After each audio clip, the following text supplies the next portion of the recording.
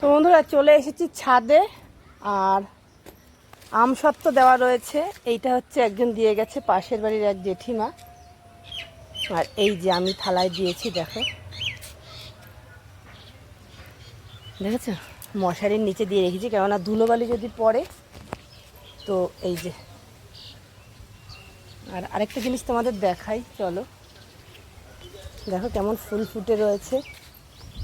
এই যে সত্যি কথা বলতে কি জানো, ফুলই সমানে ফুটছে কিন্তু ফল হচ্ছে না। কেন ফল হচ্ছে না দেখো, এত পরিমাণে ফুল ফুটছে গাছে। এই যে দেখেছো, সারা গাছ ফুলে ভরে যাচ্ছে কিন্তু ফল হচ্ছে না। যদি তোমাদের জানা থাকে প্লিজ একটু বলো না কেন ফল হচ্ছে না।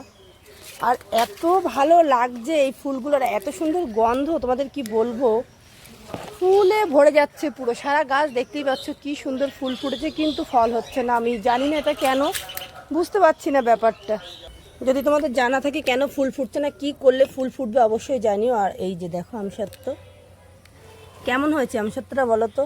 কালারটা কিন্তু দারুণ এসছে, এটা শুকানোর পর তোমাদের দেখাবো। এটা কিন্তু এইটা হচ্ছে আমার গাছের আম। এই দেখো মশারি টানিয়ে রাখা হয়েছে যেন কিছু না এসে করে, বুঝতেই তো পারছো ধুলোবালির জন্য। তো এটা হওয়ার পর দেখা যাবে কেমন লাগে খেতে, মনে হয় ভালোই লাগবে। গাছে আম পেকে পেকে রয়েছে, এই যে দেখো এ ধরলেই ছিঁড়ে আসছে। মার জন্য রেখে দিয়েছি, আমার মার তো কোনো পাত্তা নেই, জানি না কবে আসবে। এই দেখো এই একটা ধরলাম, এটাও ছিঁড়ে পড়ে গেল। কি করব তোমরাই বলো তো, এত আম হচ্ছে অথচ আমার মাটা আসছে না। এই যে দেখো মোটামুটি ধরলে সব ছিঁড়ে যাচ্ছে, বুঝলে। এই একটা দেখো, এটা এই দেখো, দেখেছো ধরলে কিরম ছিঁড়ে যাচ্ছে হাতে। এই যে তোমরাই দেখো, এই যে একটা, বাবা এ তো সব পেকে গেছে গো। হায় ভগবান, আমার মার জন্য সব রেখে দিয়েছিলাম জান, আমার মা এসে নিজে হাতে ছিঁড়বে, কিন্তু কতদিন ছুঁয়ে দেবো বলো তো।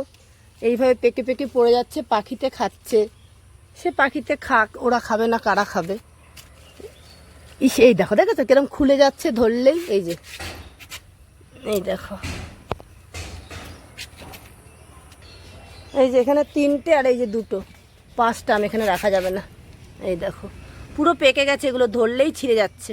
আমি তো জানি না আমি ছাদে আসলে আম পাবো, মানে পেকে যাবে এইভাবে পারবো। তো এই যে এইটার মধ্যে করে নিয়ে যাচ্ছে, এতগুলো আমি হাতে করে নিতে পারবো না। তো দেখো একদম পেকে যাচ্ছে, গাছ থেকে কিন্তু পড়ে যাচ্ছে। তোমরা তাড়াতাড়ি আসো যারা যারা আম খেতে চাও আমার বাড়ি, ঠিক আছে। এরপরে কিন্তু আর থাকবে না আম।